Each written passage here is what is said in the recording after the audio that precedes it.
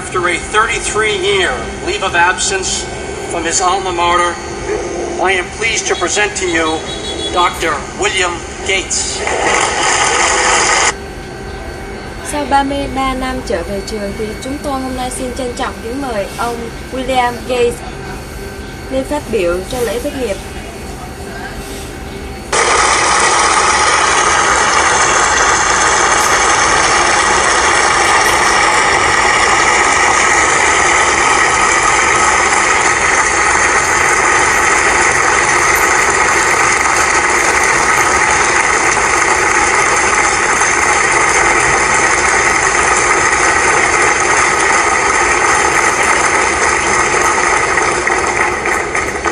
Thank you.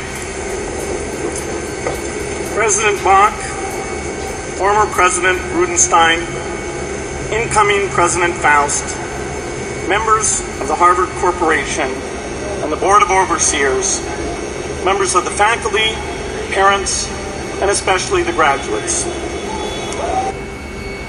Cảm ơn, thưa ngài Chủ tịch Barack, ngài cựu Chủ tịch Rudenstein và ngài Chủ tịch nhiệm kỳ mới Faust và các thành viên của tập đoàn Harvard, cùng các bậc phụ huynh và đặc biệt là các sinh viên tốt nghiệp. I've been waiting more than 30 years to say this. Dad, I always told you I'd come back and get my degree.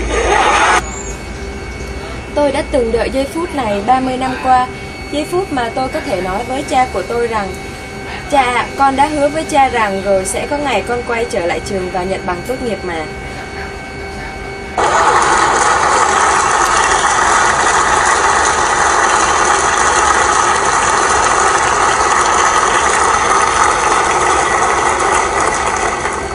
I want to thank Harvard for this honor.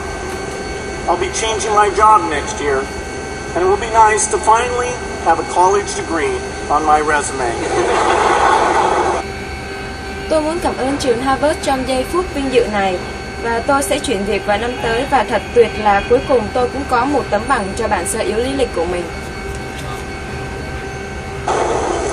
I applaud the graduates for taking a much more direct route to your degrees. For my part, I'm just happy that the Crimson called me Harvard's most successful dropout. Tôi hoan nghênh những sinh viên tốt nghiệp hôm nay trong việc chuyên tâm học hành để có được một tấm bằng tốt nghiệp. Về phần mình thì tôi thật sự vui sướng khi Crimson đã gọi tôi là kẻ bỏ học thành công nhất Harvard. I guess that makes me valedictorian of my own special class. I did the best of everyone who failed. Tôi đoán điều đó biến tôi thành thủ khoa của lớp học đặc biệt của riêng mình. Tôi là kẻ thành công nhất trong những kẻ thất bại. But I also want to be recognized as the guy who got Steve Ballmer to drop out of business school. Nhưng tôi cũng muốn được công nhận như một kẻ đã làm cho Steve Ballmer bỏ học trường kinh doanh.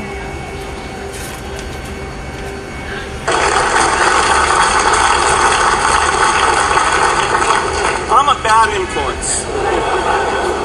That's why I was invited to speak at your graduation. If I'd spoken at your orientation, fewer of you might be here today.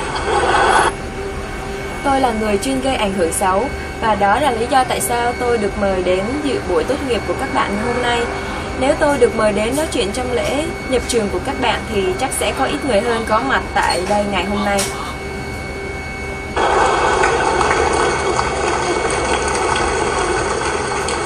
Harvard was a phenomenal experience for me. Academic life was fascinating. I used to sit in on lots of classes that I hadn't even signed up for. And dorm life was terrific. I lived up at Radcliffe in Courier House. Harvard là một kinh nghiệm phi thường đối với tôi, và trong cuộc sống học đường thì thật là hấp dẫn. Tôi thường ngồi trong những lớp học mà mình không hề đăng ký dự lớp, và tôi đã từng sống ở nhà Courier House. There were always a lot of people in my dorm room late at night discussing things because everyone knew that I didn't worry about getting up in the morning. Lúc nào trong phòng của tôi cũng có rất nhiều người tranh luận và ngồi nói chuyện, bởi vì mọi người biết rằng tôi không phải lo lắng về việc dậy muộn vào buổi sáng hôm sau. That's how I came to be the leader of the anti-social group. We clung to each other as a way of validating our rejection of all those social people. Radcliffe was a great place to live. There were more women up there, and most of the guys were math science types. The combination offered me the best odds, if you know what I mean. Vì thế tôi đã trở thành lãnh đạo của nhóm chống lối sống nề nếp tập thể. Chúng tôi bám níu lấy nhau như một cách thừa nhận sự từ chối của tập thể đối với chúng tôi. Và khu của chúng tôi sống thì chỉ có sinh viên khoa toán và khoa khoa học, và có rất nhiều phụ nữ sống ở đó. Và các bạn sẽ hiểu nếu như các bạn hiểu được ý của tôi vừa nói điều gì.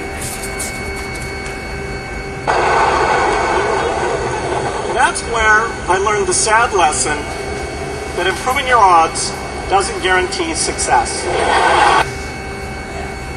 Đó cũng là nơi tôi học được một bài học rất chua xót, và rằng cải thiện cơ hội của bạn không nhất thiết phải đảm bảo cho sự thành công của bạn.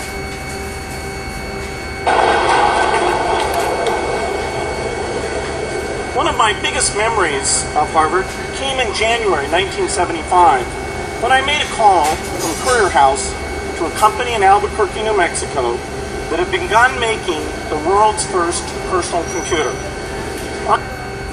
Một kỷ niệm khó quên nhất của tôi là vào tháng Giêng năm 1975 khi tôi gọi điện thoại từ Courier House cho một công ty ở Albuquerque, là công ty bắt đầu chế tạo những chiếc máy tính xách tay đầu tiên của thế giới. I offered to sell them software.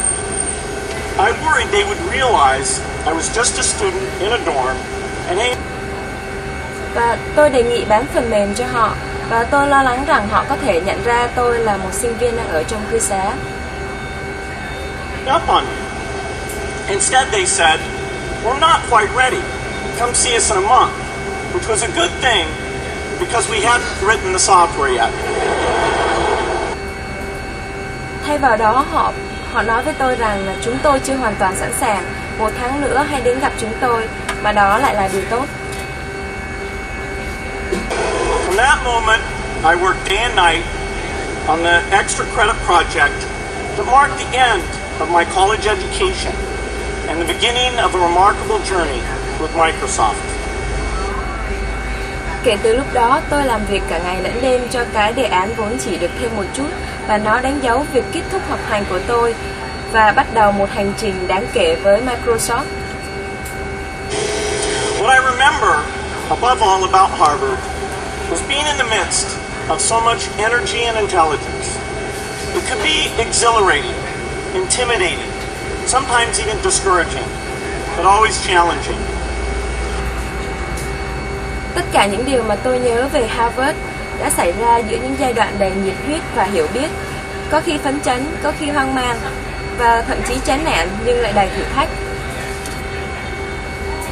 It was an amazing privilege, and though I left early, I was transformed by my years at Harvard, the friendships I made, and the ideas I worked on.